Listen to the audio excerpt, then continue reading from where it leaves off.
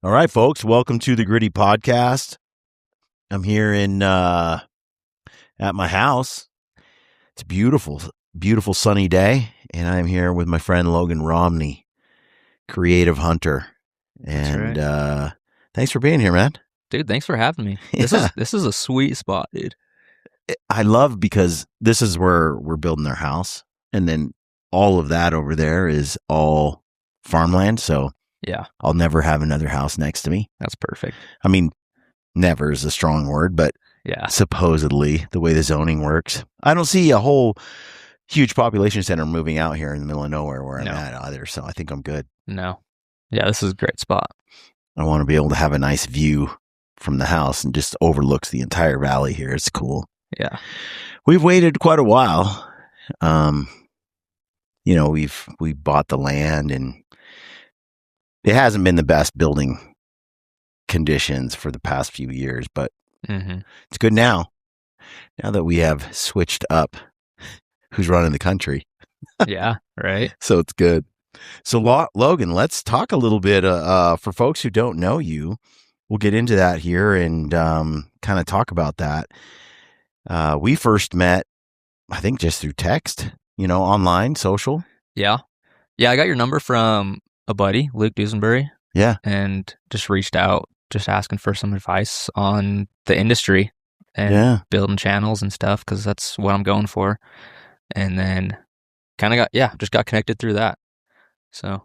And you started, you're young, dude. How old are you now? 23. 23. I'll be 24 on Friday, so. You're almost the same age as my oldest kid. Yeah. Yep. Yeah. Certainly I could be your father. You made that clear in one of the videos you made with me. That's true. Yep. So, yeah, that's cool. You've been filming for how long? For 5 years. Okay. Been filming. So, for folks who don't know, you've made quite a few Hunt Fit films. You've also done a podcast that you've been running for how long? I started it about a year and a half ago. Okay. I started the podcast. And I did it. I was really strong for about a year and a half. I've been slacking recently, but why is that?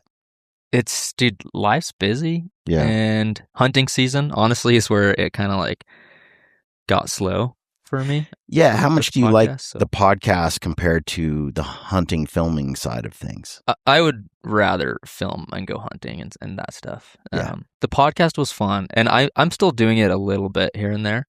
I liked having guests on and talking with them. Yeah.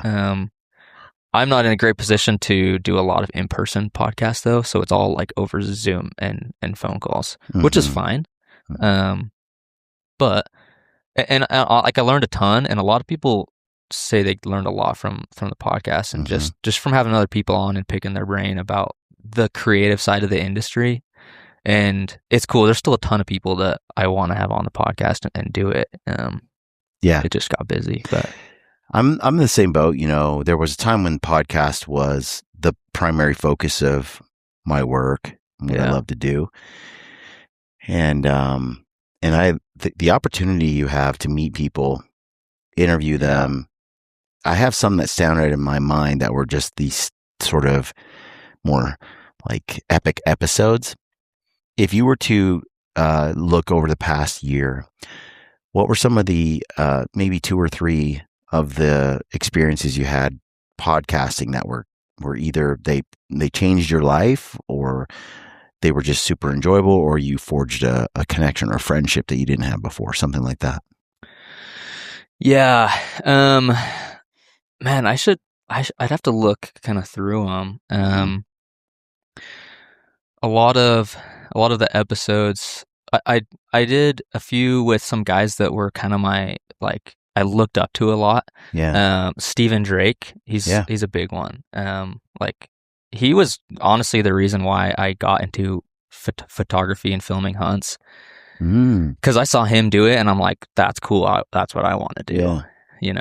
And so to finally, I knew him, and I'd met him a couple times, but then to get him on the podcast and to just talk through some stuff and kind of have that full circle moment where like he was the one that inspired me, and now by having him on my podcast and doing the whole thing, like I have that chance to inspire other people to do the same thing, you know.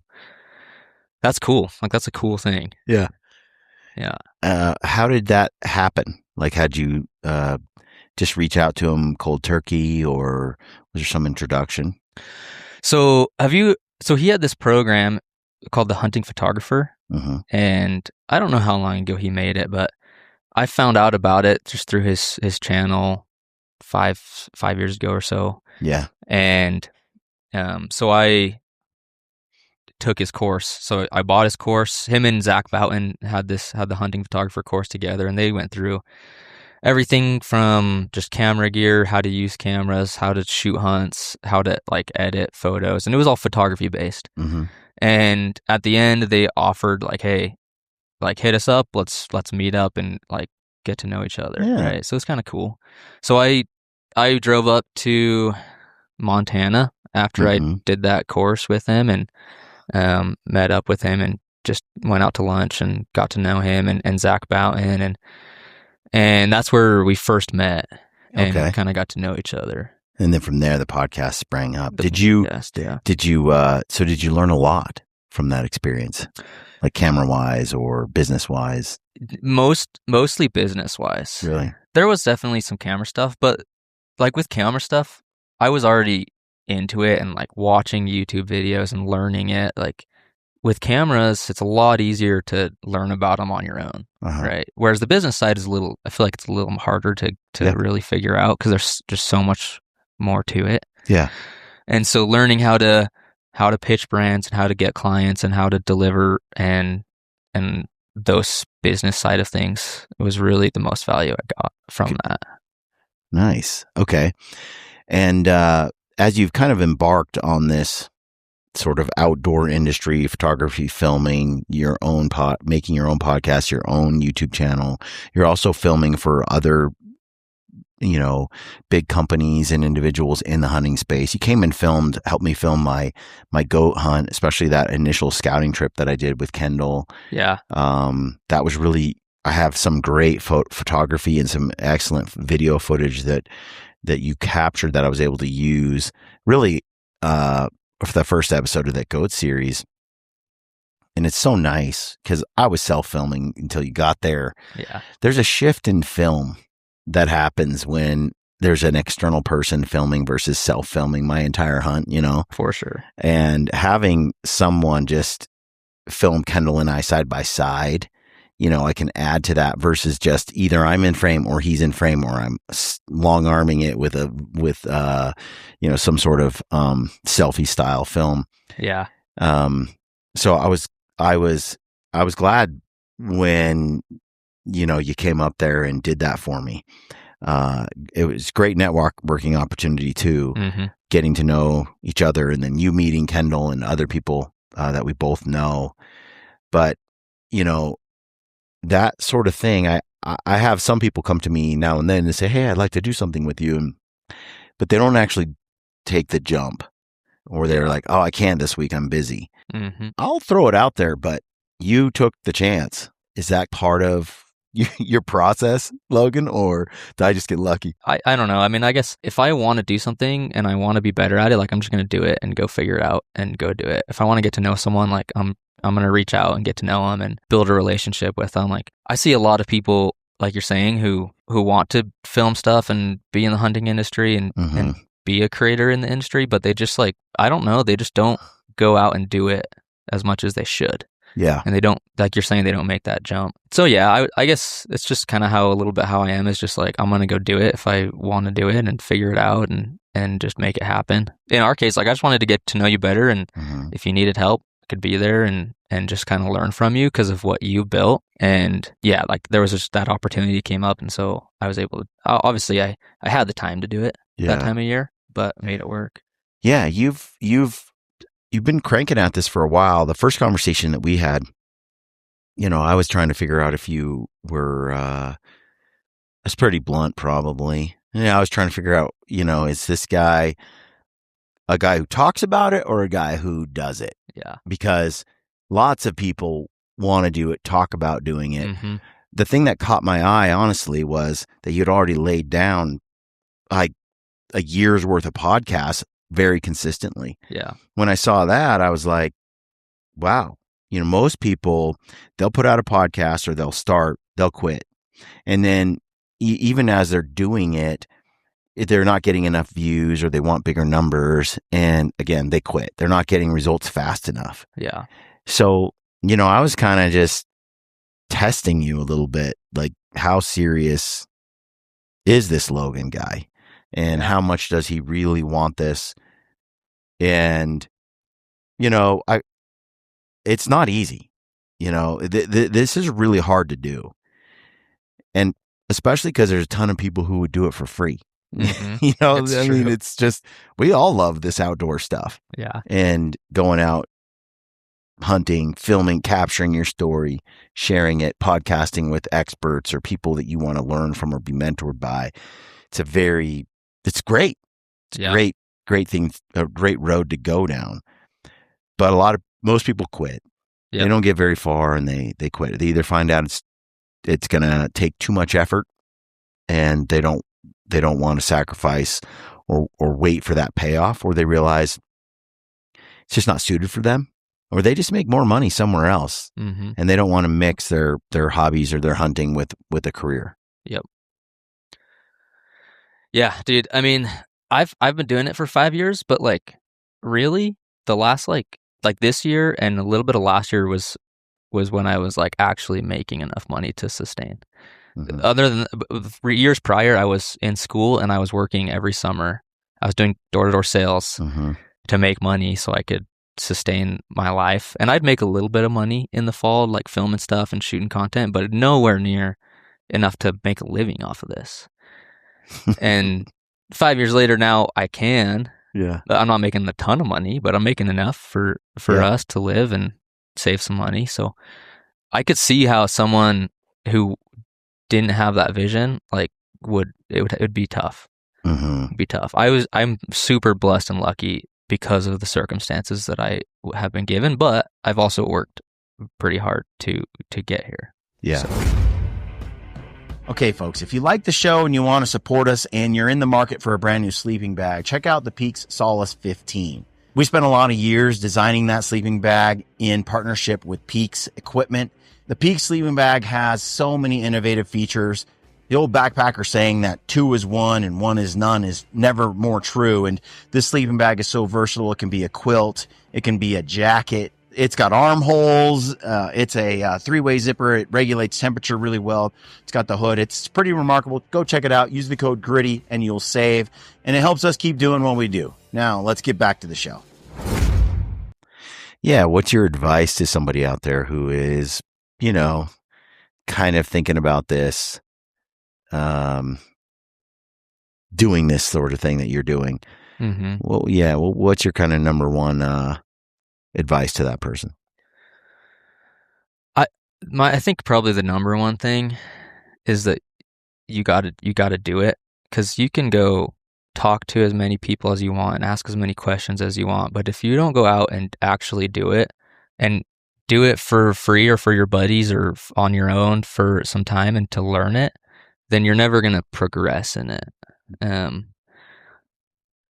I would go out and I would just go follow my buddies on their hunts and film them, and then I'd come back and not even have enough footage to make a film and just be like, oh, okay, now I know what I need to do next time. And I'd go out and I got paid to do a film, and it was like pretty bad. I was like, this is pretty rough. But I learned so much, right? And the pressure was on, right? Yeah. And then and so I just did it, and it was scary, but like that's you have to go through that to learn, and you have to put the reps in. It's like anything in life. You will get better the more you do it. Mm-hmm. And that's probably the only way to get better at a lot of things is you just have to do it more, and you'll naturally get better and just progress in that. And some people, it might take a little longer than others, and I've seen that. I've seen guys it take longer for them to reach that level, and other guys it goes a little faster, but everyone's different. So what would you say is your strength, your couple of your biggest strengths, and curiously, like, what are the things that you see as your weaknesses? Yeah, good question. I've always felt like I'm pretty good at connecting with people and just being friends with anyone, and like going on. I can go on trips with a lot of people and have a good time, and it works out. I don't butt heads with a lot of people, I guess. Yeah. But sometimes I do, and that's okay. But I've developed a lot of networking skills through doing summer sales and door-to-door sales, like, helped me a ton to develop skills where now, like, I can go network and reach out and talk to people, and that helps a lot. And I'm willing to work hard and just not quit on anything, right? I think obviously I'm not the best at it. I'm not like I still work on it all the time, and I think you have to. But every year I get better at sticking stuff out, especially on my personal hunts, and just. Yeah. A minute ago, you basically said I did this movie, got paid to do it. It wasn't very good. Yeah. Look, I go back and I look at my first movies I created way back, and some of them I'm just like, man, that's bad. That's so bad. Yeah. And I knew it was bad then, but it was the best I could do. Yeah. I mean, it's not like I didn't put in the effort. I only knew what I knew. And my goal was just produce. Just every time, it's iterations. It's and try and do better the next time than you did the last time. Yep. But you put upon yourself this situation where you're going to put yourself out there, whether it's good or bad. Yeah. And often what I found was what I thought was terrible actually was pretty good. People liked it. And I was just hard on myself. Yeah. But when I went ahead and just threw myself out there, took a beating, because they're like, that's not very good. Or people I attracted a certain level of audience that was okay with that low level quality. Yeah. It's like, okay, well, it's something. But many people aren't willing to go through the years of sucking in order to become better. They're just not willing to do it. They don't handle the criticism well. They don't handle. They aren't willing to run fast, because truly some of this is speed. Film. Production, get it out the door. Yeah. Move on to the next thing. Yeah. Like, there's a balance. And if you're doing 2 videos a year or something, you're never going to move the needle. Yeah. If you do 20, but they suck, you're not going to get very far. So it's like, okay, you got to be fast, and you got to get work done, and you got to strike that balance between it being good, adding value to people, but also fast enough. And most people aren't willing to do it. I've realized over the years, a guy will take 2 months to make one video, and it's like, that's just not going to get the job done. Yep. So what would you say is another would you say is kind of the weaker end of what you do, where you need some improvement? Yeah. I feel like something that I have worked on, but I know I need to improve on, is being, like, really consistent.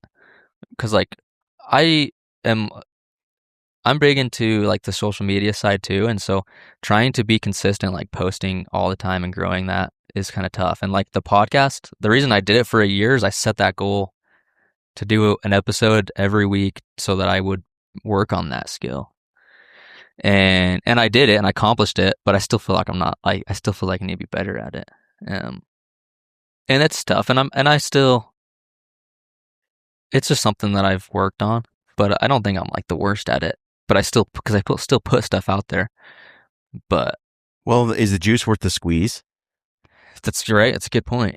Like, Because podcast market is crowded now. It's really tough, dude. It's not like it was when I was one of three. Yeah. You know, I could like rule the airwaves. Yeah. And films are becoming like that too, almost. Like there's a lot of content out there all the time. Oh, the world shifts on you. Yeah.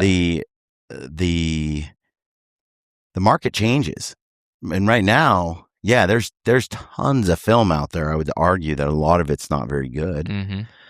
In fact, that's sort of the marketplace, I think, saying they're not happy with what's out there, but the platforms are favoring volume. Mm-hmm. So it's like produce or die. Yeah. And quality is less important. You know, it's like you're de-incentivized, I guess, to raise quality. And I think that's a short-term gain, a long-term loss. Yep. I think you're right. We talked about this before too, is like, yeah, as a consumer, I want to consume like high quality content. I don't want to consume medium quality content like a lot, right? I want the best stuff. I want to see good stories and be inspired. Yeah. Not just like a regular same old thing. Well, you can see it like on an Instagram channel, for example. You have a girl in a bikini all the time. She can have a lot of followers, mm-hmm. but it's not like you're going to tune into her to like, you know, learn what, I guess, golf club you want or whatever it is, you know. Right. I think a lot of times you can attract volume of viewers, but it doesn't mean they care about your opinion. Yeah. And that is the difference between, I think, a brand that's really doing well in the hunting space, a persona, a person, an individual. It's because they actually bring value to people, mm-hmm. whether it's entertainment, education, inspiration. Yeah. You know, all those things combined to be consumed as value. And the real focus, I think, if you're going to do your thing, is you're going to bring real value to people. And if you don't, then they're going to change the channel. Mm-hmm. And he who creates the best value, the most value, gets the most reward. Yeah. That's why when someone comes along and says, you know, you're just one of those influencers, you know, if you dissect that term, I mean, is Joe Rogan an influencer? You know, like who, like, I'm like, good luck. Grab a camera, go out, do what I do, film it, come home, edit it, and produce it. And those are real skills mm-hmm. that I've worked on over years and years and years. Yep. I don't even know what an influencer really is. I'm a cameraman. I'm an editor, producer, film guy. I'm a storyteller. I'm a podcaster, interviewer. You know, I'm all these other things. But I do see. So to me, the reason I say that about me is I feel like I've tried to bring real value to the people that follow what I do. Yeah. I want them to learn what backpack to use, what gear to use, how to thrive out there, that you can do it, fitness, diet, like all these things that roll into it, and then just life in general. I want to tell you what I think about it, mm-hmm. how to live your best life. I want to package that up. I want to share it. I want to deliver it. And that encompasses a lot of skills, life skills. Yeah. And that is a challenge though, because there's a lot of that's a lot of skills honed. I see a lot of guys who do good content but can't monetize their brand, especially the really good camera guys. Yeah. Photographers, some of the best I know, cannot make any money. Mm-hmm. They don't know how to take that talent and convert it into an income. Yeah. And that's a super big challenge out there for creative types. Yeah, I agree.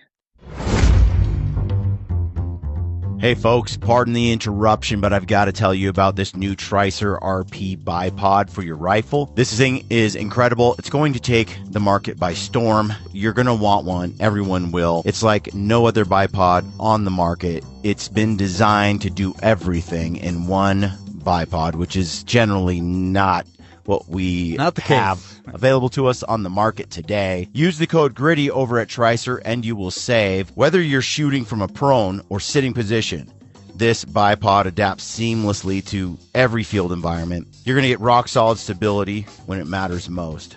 This bipod includes everything for $299. You've got the long legs, the short legs, you got spikes, you got rubber feet, Arca Swiss, Picatinny compatible, plus a swivel stud to Picatinny adapter, giving you unmatched flexibility for any hunting scenario. Bottom line, this is the last bipod you'll ever need.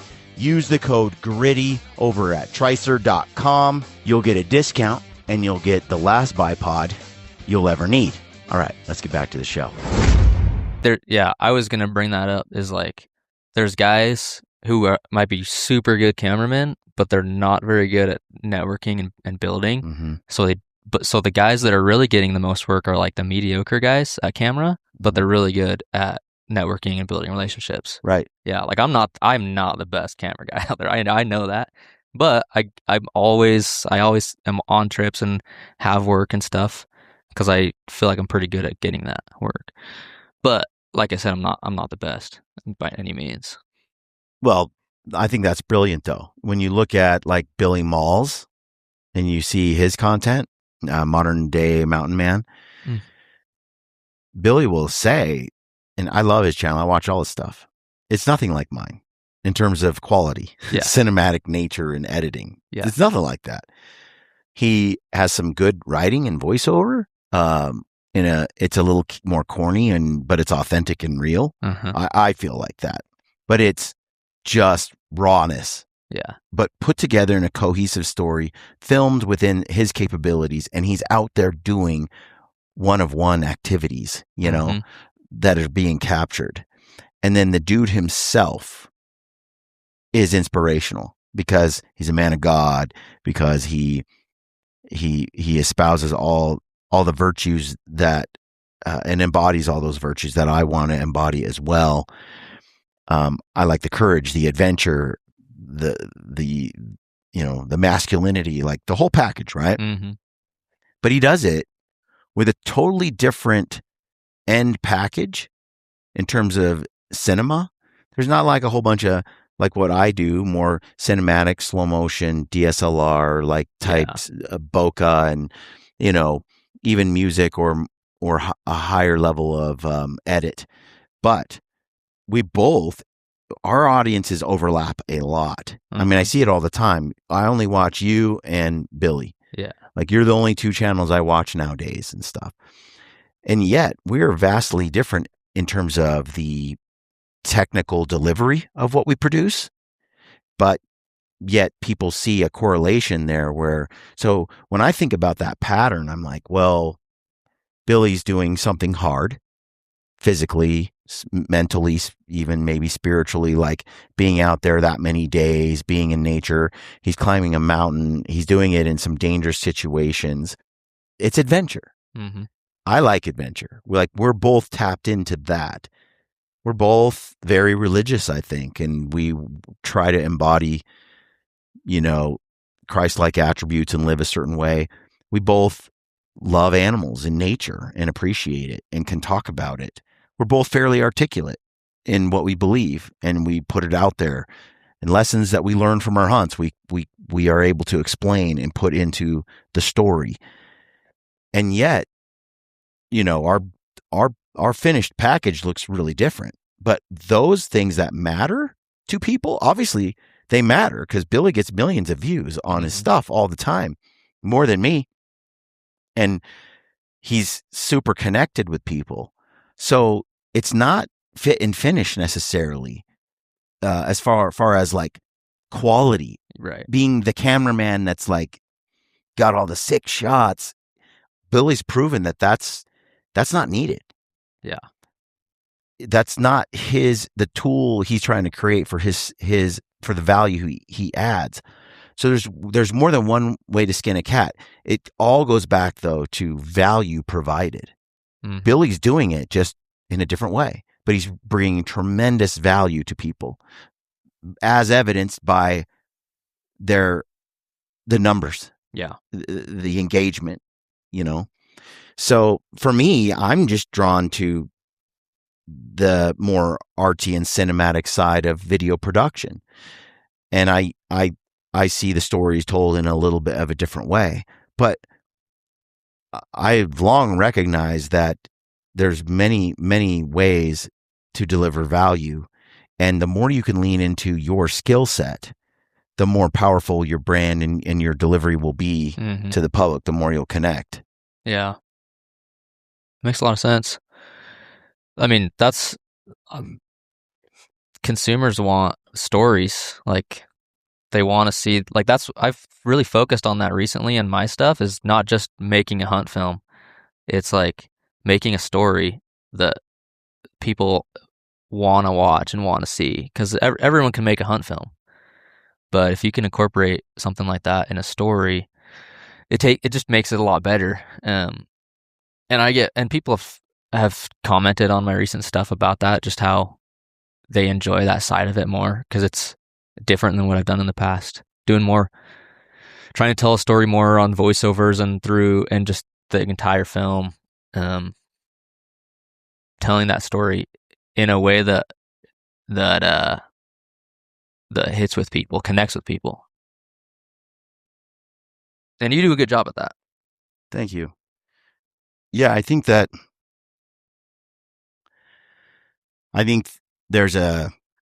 another thing with Billy too.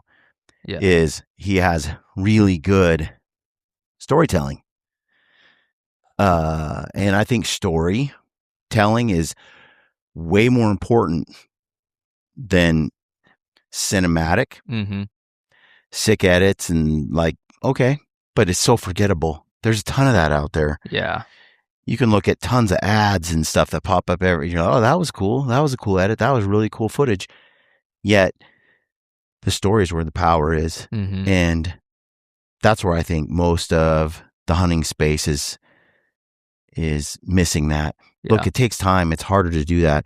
If you just go out and film a kill shot, or you just go out and go, we went here, did this, we climbed this hill, we shot this, like a vlog. There's plenty of people who want that, you know?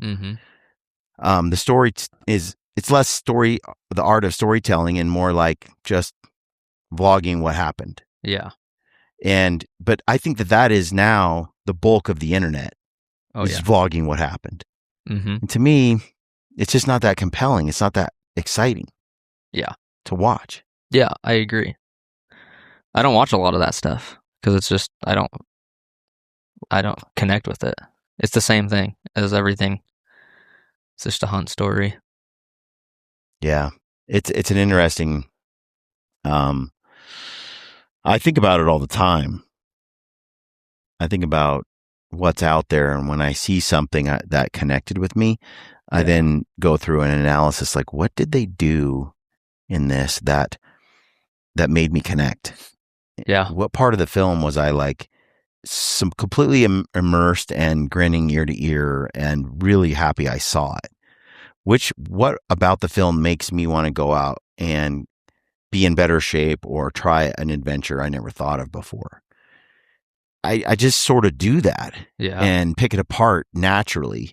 And then I go, oh, I need to add that puzzle piece, or that new thing I just kind of identified in my own work. And it just sort of becomes a natural process when I go to tell a story, and then there's just technical, styles of telling a story that I've picked up over time, transitions and stuff like that. Yeah. How to do that better just over years of doing it. Oh, that feels better than this. And yeah, you got to put the reps in to learn that stuff. For sure. But the art of storytelling, telling a great story, that's really limited out there, I think. Yeah. It's really lacking. And Billy does that without the technical, like deep technical video stuff. Yeah. Yeah. What is some of your favorite outdoor, like if you were to go back and go, these are the type of shows, or this is what I really like, what's kind of out there? What's informed your style? Obviously, Steven.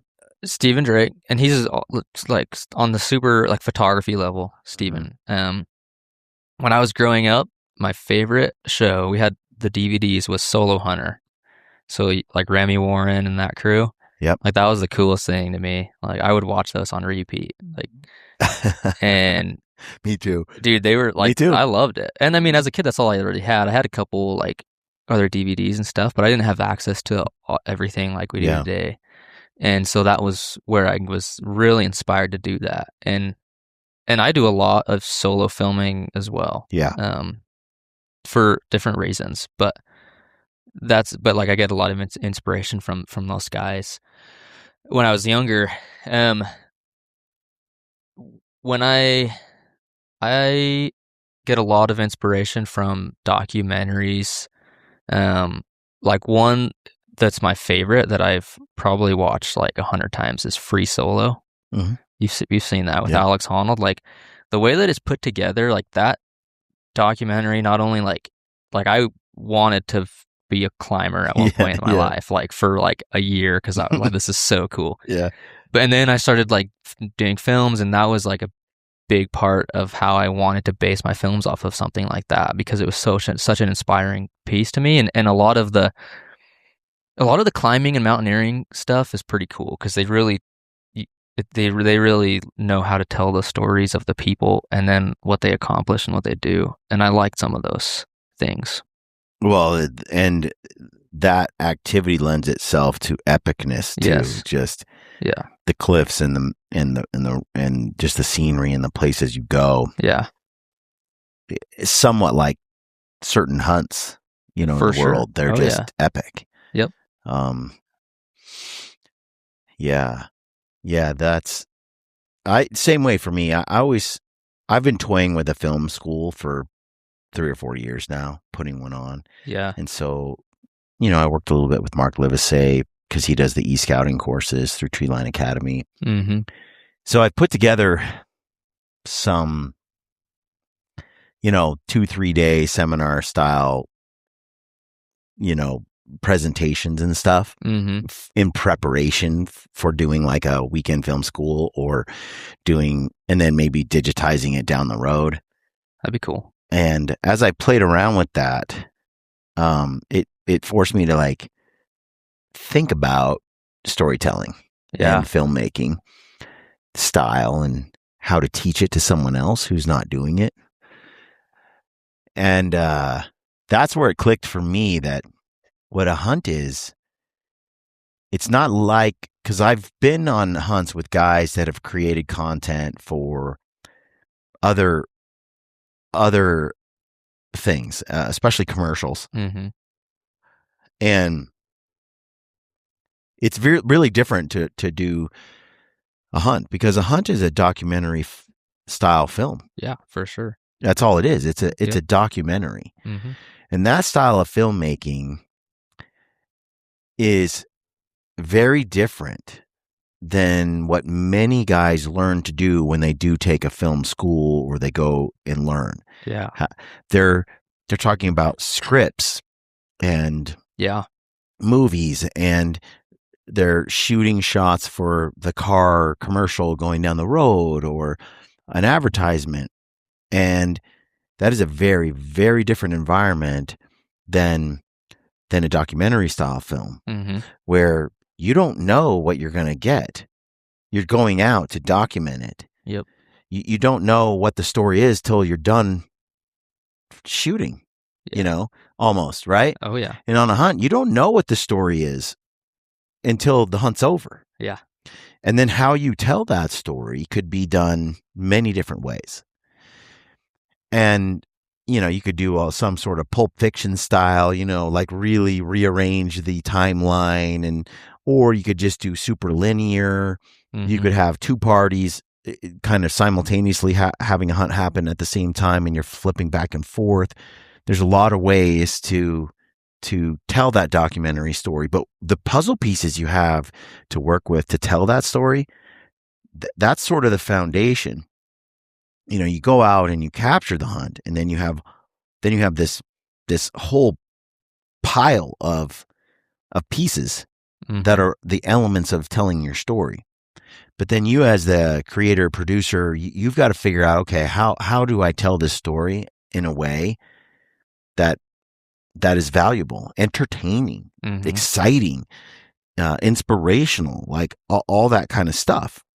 And that is where I think the really good outdoor content comes from, is those that have the ability to take the puzzle pieces and in their mind rearrange them into something meaningful.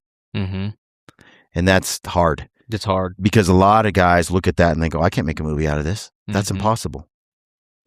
You didn't get this, or that wasn't filmed. That guy never said this thing. This thing was never. It's like, I'm like, welcome to hunting. Like, oh yeah. Like, well, that's that. I don't freak out about footage missed or stories gaps. That is par for the course. That's an average pile of hunt film at the end of the day. Oh yeah. And so how you're going to tell that story, that's really up to the creative capability of the person behind the camera. Yeah. You know? Yeah. On that goat hunt that you were on with me, I didn't really know what the story was going to be. Yeah. Going there. Right. I mean, I have vague ideas about the hunt itself, feelings, emotions about it. But then I go and I do the hike and I see the mountain and I see what we see in the goats. And I want you to feel like you're there with me. I also want you to understand why this matters to me. I want you to understand like the evolution of my thinking, like as I scout my plans for how to make this work and fill this 20-year dream of getting this tag and getting a goat with my bow. Like there's all of this is part of this whole process in my mind. And I have some footage there that gets the job done. I have some parts of the story that I want to do in like voiceover, which I've implemented a lot over the last couple of years. Yeah. Prior to that, I just steered away from voiceover, and I think that was actually very good. I think that was, in fact, I've recommended that before. Not that it. I think it pushed me. Trying not to use music and trying not to use voiceover made me better in the field at what I captured, because I only had what I had when I got home to work with. Yeah. Right. And so it's like, oh, okay. Well, in that case, I really want to film for the edit purposely. Right. And if I'm not going to lean on voiceover and music and stuff, I better have good audio. I better capture the emotion and capture the storyline in the field from the person I'm hunting with, and from me, like the two of us together or three of us, whatever the group is. Later, after kind of mastering that or getting very good at it, then I started to go, okay, now I can step up my storytelling ability, my production, by adding some voiceover. Yeah. Which is, the thing about not using voiceover is they only know as much as you know in the hunt as it's unfolding, which is a really interesting style of film to watch. Yeah. You find out when they see an animal, you find out same time, real time, through the story. If you're climbing a hill and it's hot and you're talking about that, and the next thing you know, you're like, there's a bear. The audience goes, oh, there's a bear at the same time you do, right? They're right there with you the whole time. And that as a hunter to watch, I think is very authentic and real, because there's no setup. There's also no reflection really. Like after the hunt is over and you talk about the hunt, that's different than when you yourself don't know how the hunt's going to end yet. You act and behave in a different way than you do when the hunt's done. Oh, yeah. And so the better, I think, a cameraman captures the stuff in that moment, and the more they capture, the more prepared, the better the story can be later. Because it's all too easy to capture lousy audio and just dub music into it constantly and do these montage scenes from thing to thing to thing.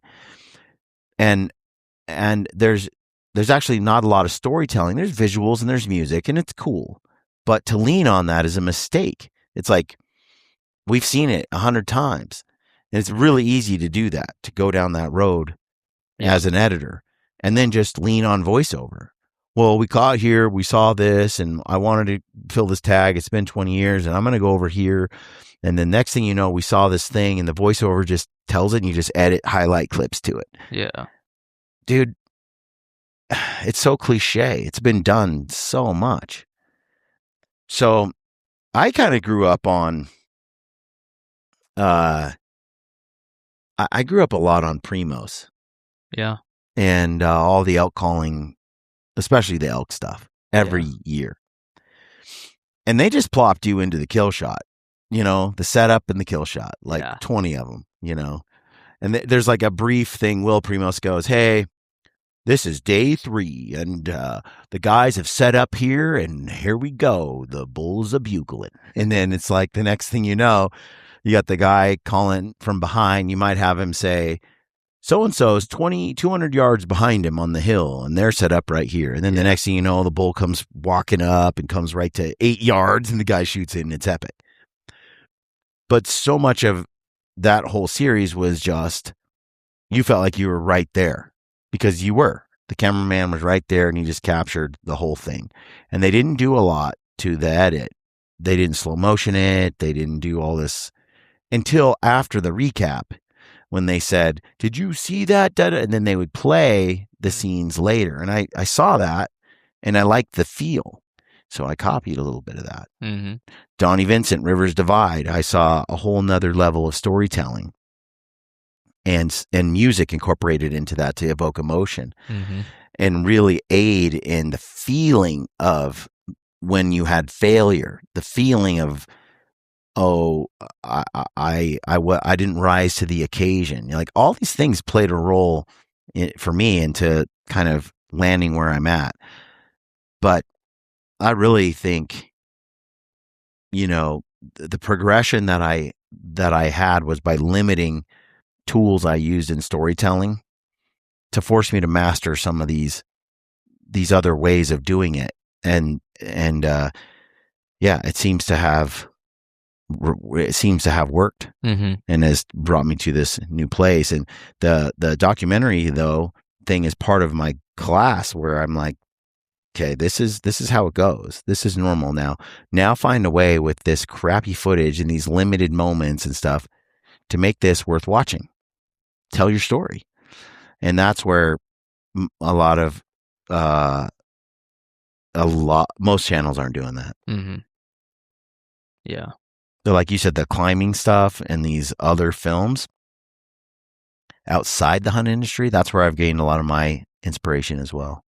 Yeah. That's good. They have a lot of good talent out there for that kind of stuff. And like you say, I think that's for someone getting into it. And when I started, that was the biggest thing I learned was like, oh, okay, I need to get people talking about what's going on right now and get that what's happening there. Because then when you go back to edit it, you don't have those parts and you have to try and film in or change it or whatever. Yeah, the really shy and quiet cameramen, they come home with nothing from the hunter. No insight, no inside thought, no impressions, no plans.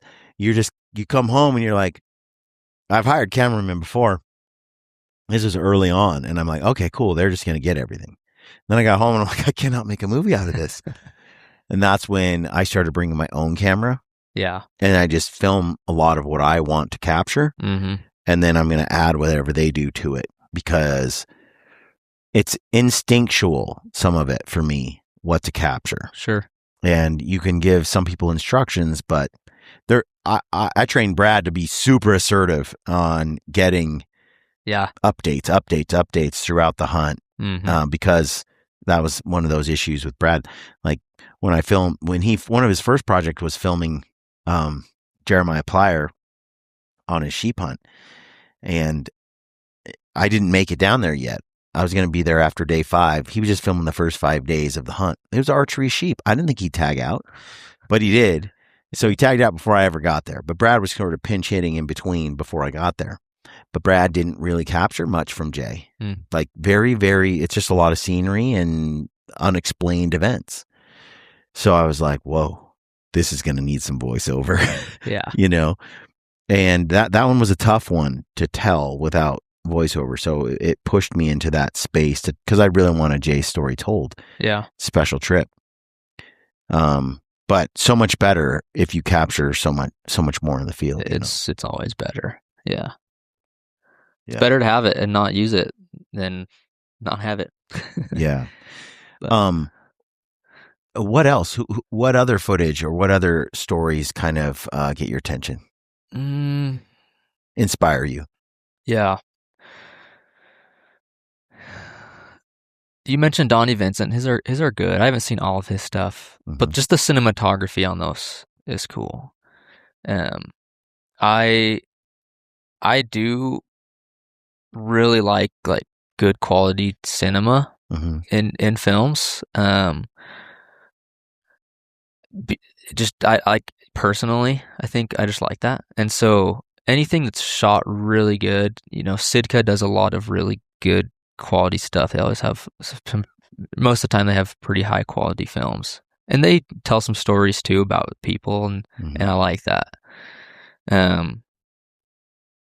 I've learned a lot from just guys on YouTube that film documentaries.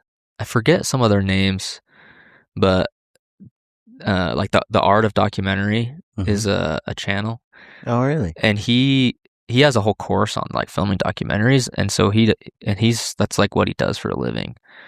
And it's nothing hunting related. He's like one of the recent ones he did was on Sebum, the bodybuilder. Yeah. Like just super cool stuff, and he teaches a lot about filming documentaries and the gear you need and how to tell the stories, and I've learned a lot through that. Someone wanting to get into filming hunts, like study documentary films, because I mean we've been saying it this whole time, but like that's what a hunt is. I don't know. I'm trying to think of anything else, but there's a lot. I'm sure there's other stuff that's just blanking my mind right now. I think the fly fishing crowd has nailed it. Dude, they do good stuff. They Fly Lords. You name it. Like there's probably 10 creators in that space, and it's always cinematic and I guess they just got to be artsy fartsy if they're going to be fly fishermen. they attract the same. But there's some really high quality filmmaking in the fly fishing space. There is. So I follow a lot of those channels, and I picked up a lot of tips and ideas from them too. Yeah. Rock climbing, fly fishing. Yeah. And then travel channels.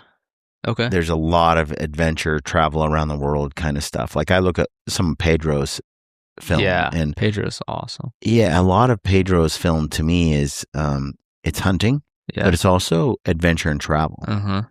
And the travel side of it is really cool, and he's very good at incorporating the travel adventure into the storyline. And yet you would, I mean, if you go to Mongolia, you can't. It's kind of hard to leave it out, or Africa or something. Yeah, like that. Right. But those travel channels, and I forget what some of them are, like Dirt. Okay. I've seen some of those with that are Meat Eaters had him on his podcast here and there, and Ranella. And I like those high end productions. Yeah, I feel like that's kind of how the early seasons of Meat Eater were too. I really like that era of TV. Even then, that was the Solo Hunter era. That was Meat Eater. That was Uncharted with Jim Shockey. Even Donnie Vincent's 3 Days on the Island, Rivers Divide, Winds of Adak, like some of that stuff. It all kind of came in that era. Yeah. And I actually feel like a lot of the best video film in our space kind of was there in that sort of time frame. I think it's actually in many ways declined over the last over the last 5 years especially. I agree. I'm not impressed. I think the stuff that was made 10 years ago was much better. I'm not impressed with Meat Eater's shows the way I was. And I don't think it's nostalgia. I don't. Sure. If I go back and I look at, and I mean, Meat Eater had different producers at the time, different storytellers, different team. And those people moved on to, bigger and better projects than hunting. But man, those early Meat Eater shows were a combination of adventure, good storytelling, eating food in the wild, passionate about the hunt and the experience, well assembled and put together, nice cinematic like climax and crescendo and come down. Yeah. Honestly, for my money, I enjoyed that stuff. Even earlier Phil Draw film tour stuff back in the day. I don't think it's nostalgia. I think it was just that era. People were telling better stories. Yeah. I don't know. What do you think's why not anymore? I think just being someone who creates and puts stuff on YouTube pushes me. Sure. Incentivizes me to spend less time on production and quality and storytelling and more time on getting the show out the door. Yep. So I make more money on commissions and codes and giveaways and so on in the short term, for sure, when I put up 20 or 30 videos in a year. Yeah. And those can be very mediocre. Tap out at 20 or 30,000 views per video instead of 100, and I'll still make more money. Yep. With the volume of episodes. So the show, the YouTube isn't really rewarding me in terms of how much they plug my content into people's faces.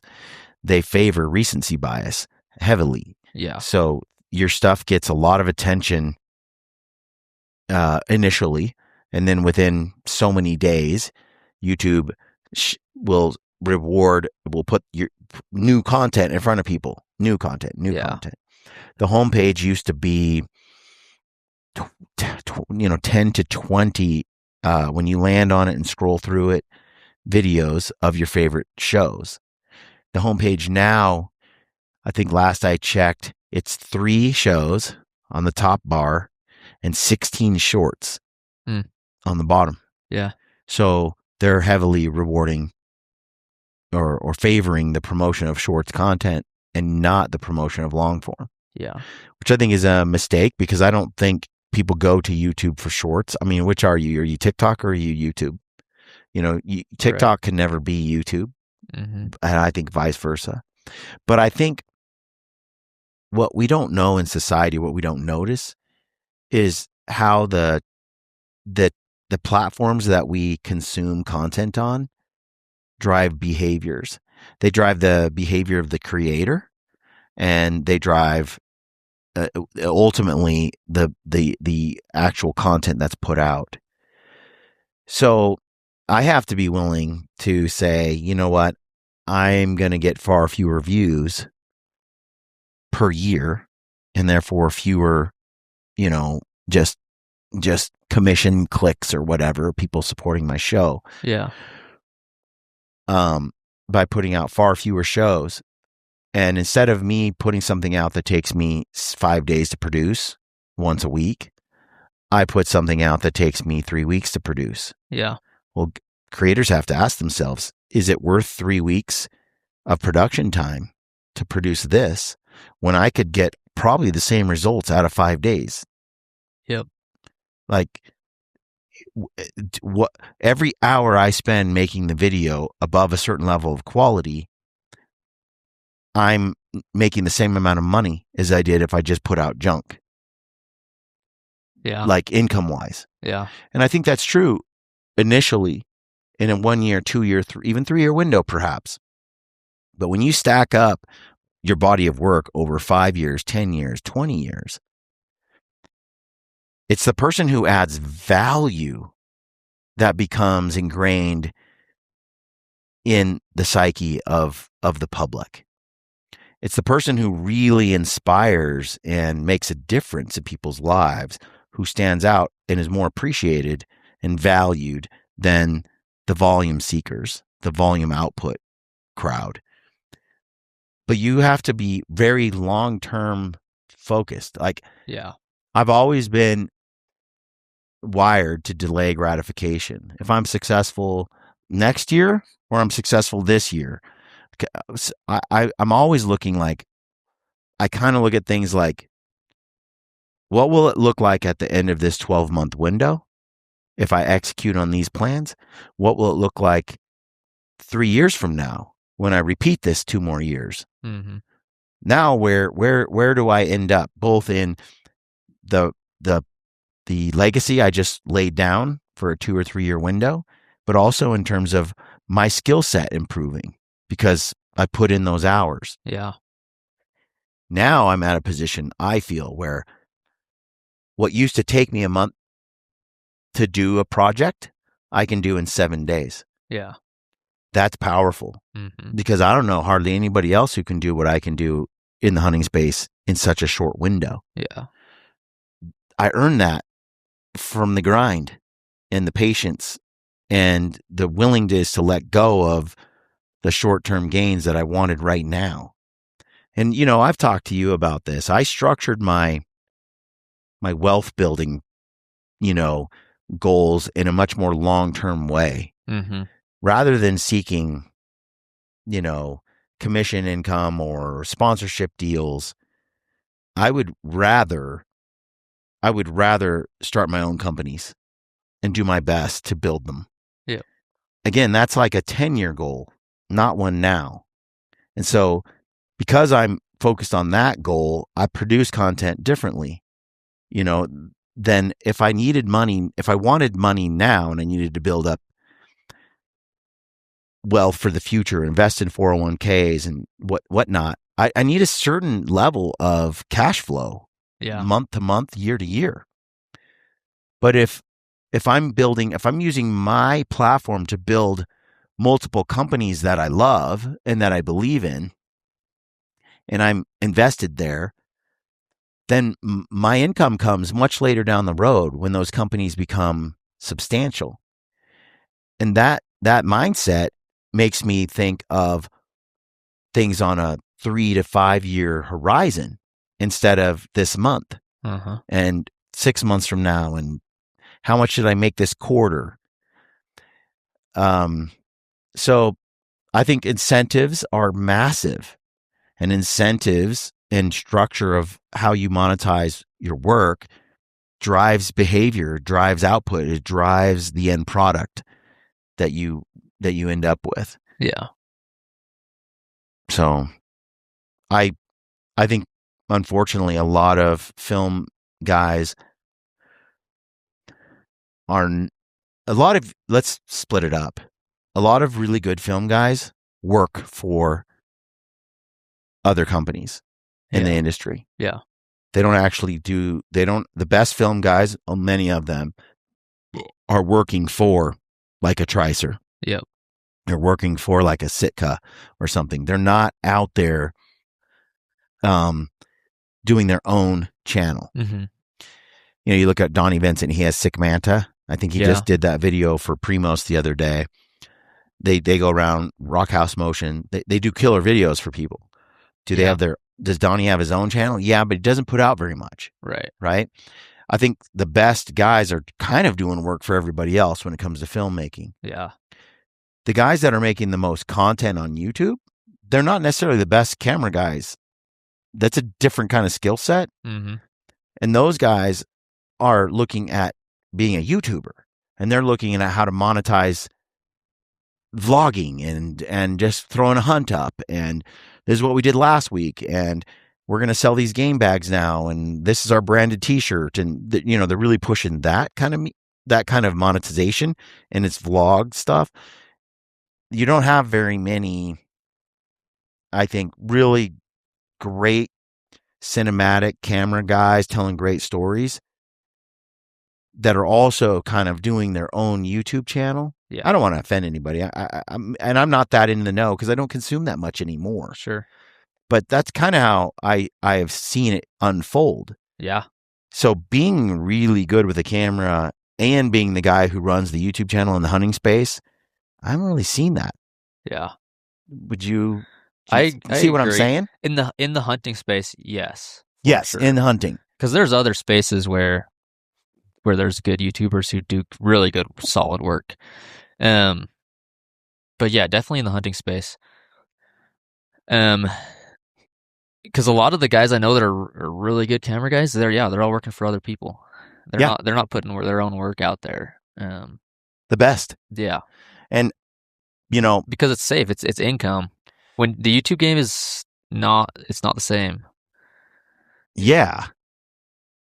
Yeah, it's not the same. And look, being not here.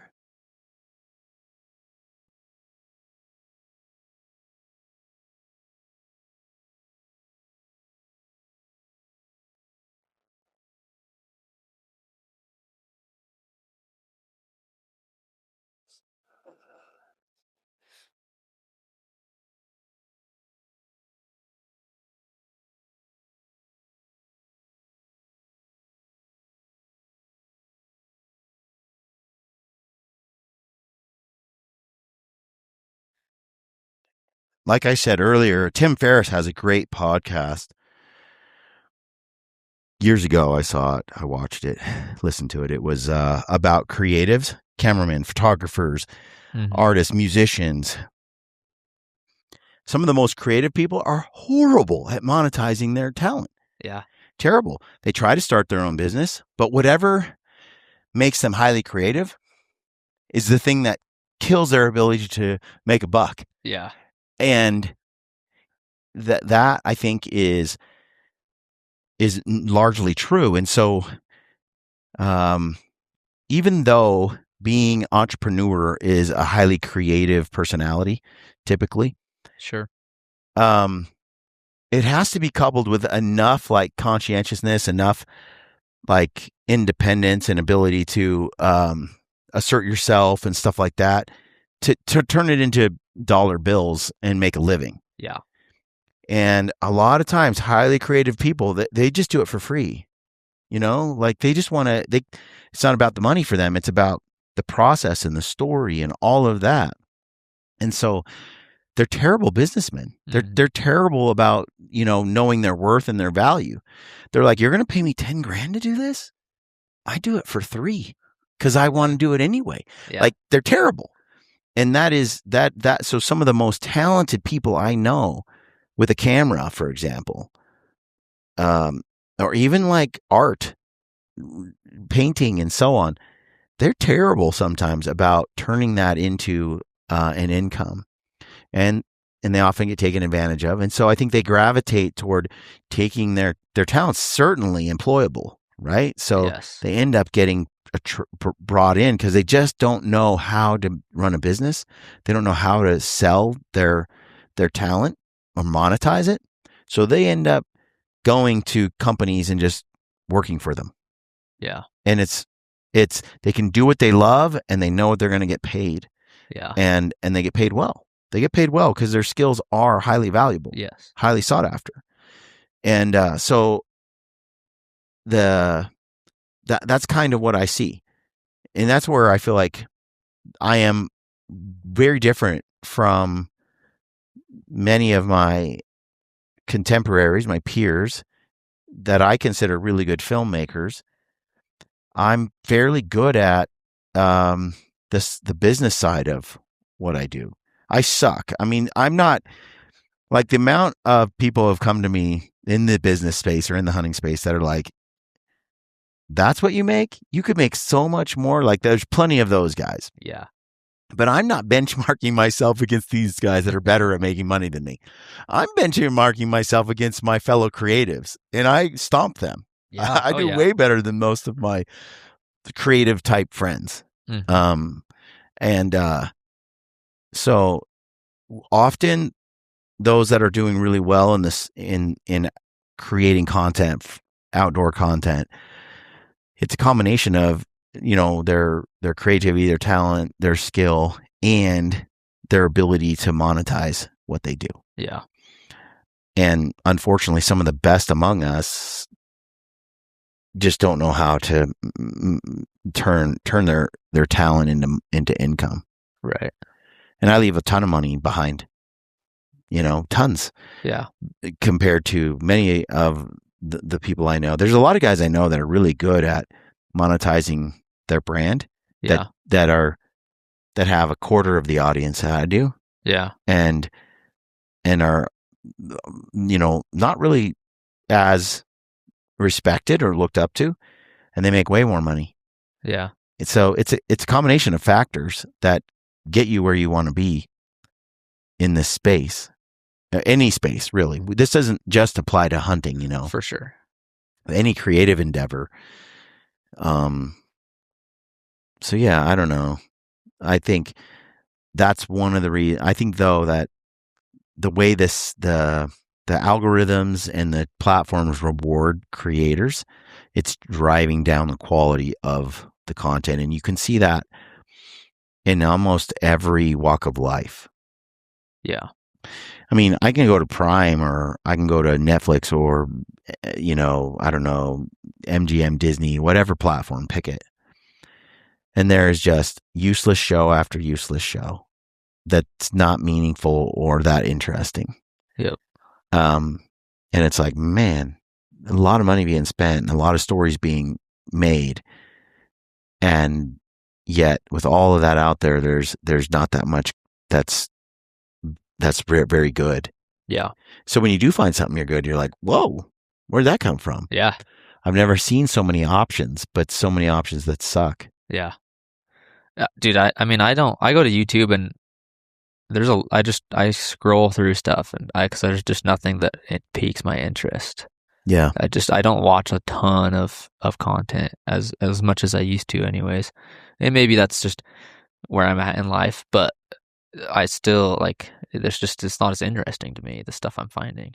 Yeah, I don't think so because I've tried that experiment. Eric Chesser, they did their video the other day at the Hunt Expo, and then they released it. It was kind of reflecting on the past. And Eric had asked, well, what DVDs do you have in your room? And I was like, I've got Solo Hunter and I've got I got Primos up the wazoo. I even got Early Born and Raised and Angry Spike Productions from the Northwest. I've got a ton of videos like Muley Extreme or something, like even one-off ones, Mossback Outdoors. So I'm throwing in all these DVDs, and going over them and watching them the other day. And I'm like, man, it's like the golden age of cinema. Like there's some great stuff in here. Yeah. And then I go and I look back at 10-year-old Sitka content and I'm like, this is better than what they do now.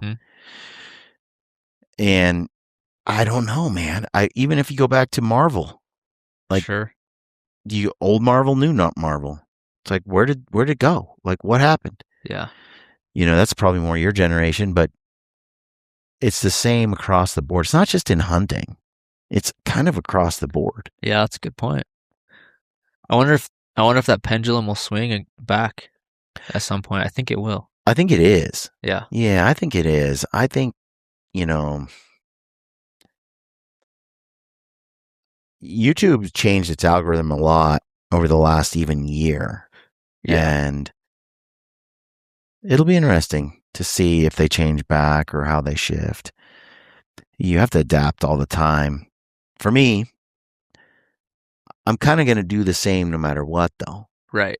Like, as these things come and go, I'm not going to be swayed by the algorithm. I'm not going to be moved by that stuff. What I want to do, I want to go out and do what I think is meaningful and produce content that I look at it like this. Every film I produce is for me. Yeah. 20 years from now. Yeah. 50 years from now. For my kids and grandkids 100 years from now. Yep. So when I make something, it's like a little memorial of or like memento of the adventure I had. Yeah. And it's a diary. Yep. So every story for me is like how I want it told 20 years from now, 100 years from now. And I want to just keep stacking these. It's a record of my life, what I believe and what I value. So it's not really about money. It's about legacy. Yeah. And when I'm motivated by creating a legacy and adding meaning, it doesn't matter what the algorithm says. Yep.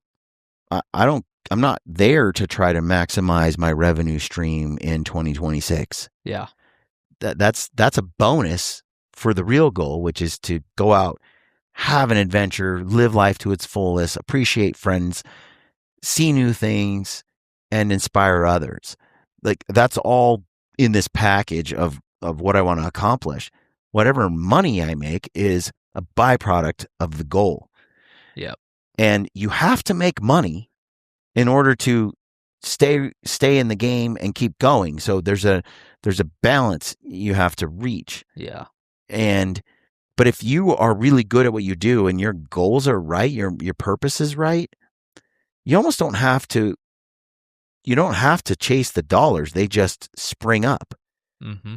Winning fixes a lot of things. Just go out and win, and then everything sort of falls into place. I'm like that Field of Dreams. Like that's my motto: build it and they will come. Yeah. And it's mostly true in the long term. If I build excellent stuff, people will come. Yep. And no matter what the algorithm does to me, people will find me and follow. Yep. Yeah, it's still challenging to try to in modern, I can create something really great that I know people would like, but not be able to let them know, hey, it's here, go see it. So my way, the way I've kind of gone around that is produce enough that people are always checking back to see what you're up to. And make it great. Right. That's my plan. Make it great and do it enough that people are always going, did he do something last month? I need to get some gritty, Yeah. If your stuff's mediocre, they're not going to look for you. Yeah. They're not going to seek you out. They're just going to, you're at the mercy of whatever this tool will push for you or whatever other means you can use to get to push for you. Yeah. So I think that's one of the reasons why certain brands like Pedro has done really good at producing 2 films every month, no matter what, for multiple years in a row. I had family and other things going on and some stuff in my personal life that caused me to withdraw for a little bit. So I made The Struggle and I made Blood in the Snow, Wild Arrow, and I 3 movies and didn't do another movie for another year. And that long gap is of not producing anything. It teaches people not to look for you anymore. Like it's been a year and I haven't seen Brian produce. He must not be doing much anymore, right? People get out of that habit. They find other interests, other channels that they follow instead. So that's why this year I've put out 7 films since November, basically. And I plan to put out 18 is my goal for the year. Nice. So in a 12-month window, like I'm putting stuff out, all year. I'll have a month where I don't, and a month where I do, and a month where I don't, and a month where I do, or I'll do 4 videos this month and none the next, so it's not as reliable as Pedro's where it's 2. Sure. But I'm also just a one-man show. Yeah. It's all me and I do it by myself, and that's how I want to do it from now on. And I might contract out some editing and some other stuff down the road. Yeah. But for now, I'm enjoying just being doing it on my own in the simplicity of it. And still working with great guys like you and others and collaborating and partnering here and there, hiring a cameraman to come with me and stuff like that. But for the most part, just being, just doing it on my own, I'm enjoying that. And if I produce 18 films in a year, then people, and I do that this year and next year and next year, I transitioned away from the podcast quite a bit and have now leaned on the filmmaking side. I think that's where I want to be anyway. And I think that also is where my audience wants me to be if they have to choose. Mm-hmm. And I think if I keep producing high quality content and I do it throughout the year, this year, next year, next year, next year, I'm doing the same thing Pedro's doing. I'm training people that, hey, let's go check and see what Gritty's been up to. There's no like big long gaps. Right. And I think that's a way to not be a slave to the algorithms and the tools. Right. Other things are capturing text message, contact, and email. So you can say, hey, everybody, I just released a film. Go check it out. People who want to stay connected, or an email newsletter or something. Yeah. There's other ways you can partner, which I do with other creators, and say, hey, I just dropped this movie. Would you 5 guys share it to your people and just get the word out that a new film is out? Yeah. And you're kind of, getting the word out it used to be I could just put it out there and all the people who subscribe to my channel would just be notified. Yeah. Right. Those days are gone. Yeah. And so it's a different world. And so you're always adapting, I think, to the algorithm and to the platforms. And whether you do a short or a reel or a story on your Instagram, or you're doing Facebook or TikTok, I don't know, man. You could spend so much time just trying to like market your stuff. And I don't look at it that way anymore. I look at Instagram and all these tools as a way to add value. Yeah. Not to market. Yeah. I think that's where it's trending though. I do. Yeah. I do too. So to me, it's like, post a cool reel of something special that you just did. Let the audience like really add value on Instagram, whether they go anywhere else or click on anything else. That's not the point. The point was to bring them some value that day. Yeah. And as that unfolds, the natural byproduct people will look into where you're at or follow your long form content and go from there. So I've really enjoyed this year, Logan. It's been really fun where I'm at, and hopefully, in this conversation, it's giving you some insight into the path you're on. But I got to say, I'm really impressed with where you're headed and what you've been up to. And I just want to see you win. Thanks, Brian. Yeah. I mean, that's the plan. Got a lot of time. I think I told you, like, I don't know, months ago, you're so young that you have a lot of winning ahead if you got time. Yeah. I got a lot of time. And I mean, I plan to use it. Like, everything right now for me is just like slowly going up. It's like, it's building and it's not stopping, but it's slow, but it's going. Like, it's going places. It's just going to take the time. So somebody that's listening right now and we've piqued their interest, they got to go check you out. Where can they go? And what piece of content would you like them to see of yours? So Instagram's just Logan Romney.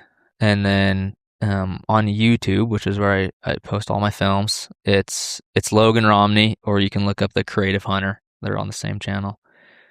My most recent film is probably one of my favorite films I've done so far. Mm-hmm. Just the way that I laid it out is different than my other films. I love that film. And so check that one out. It's a mule deer film. It's my biggest buck I've killed.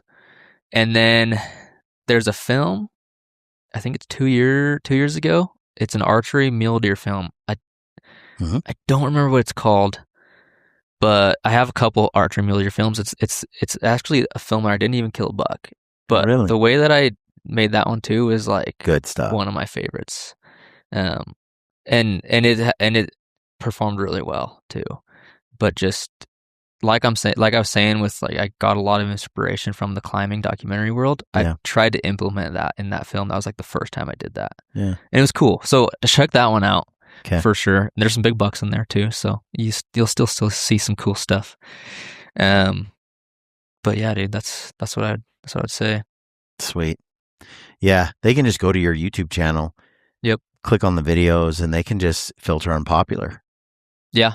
Oh yeah. And they'll get some of the most popular ones in that lineup. Yeah, dude. Like they're good. They're really good. Thanks. My most popular film was the first film that I solo filmed and put out. So like cinematically, it's not like the best film. But the color grading's terrible. But yeah, dude, it's like leaps and bounds my most popular film that I've ever done, which is cool. Yeah. Sometimes it's just years on. It hits an algorithm and it's out there the longest. It's sometimes that people look at a podcast, most popular podcast, it was like 10 years ago. Well, it's like that's because it's been it's been humming for 10 years. Yeah. I know what you're saying. But it did stand the test of time because people click it and they watch it. Views. Yeah.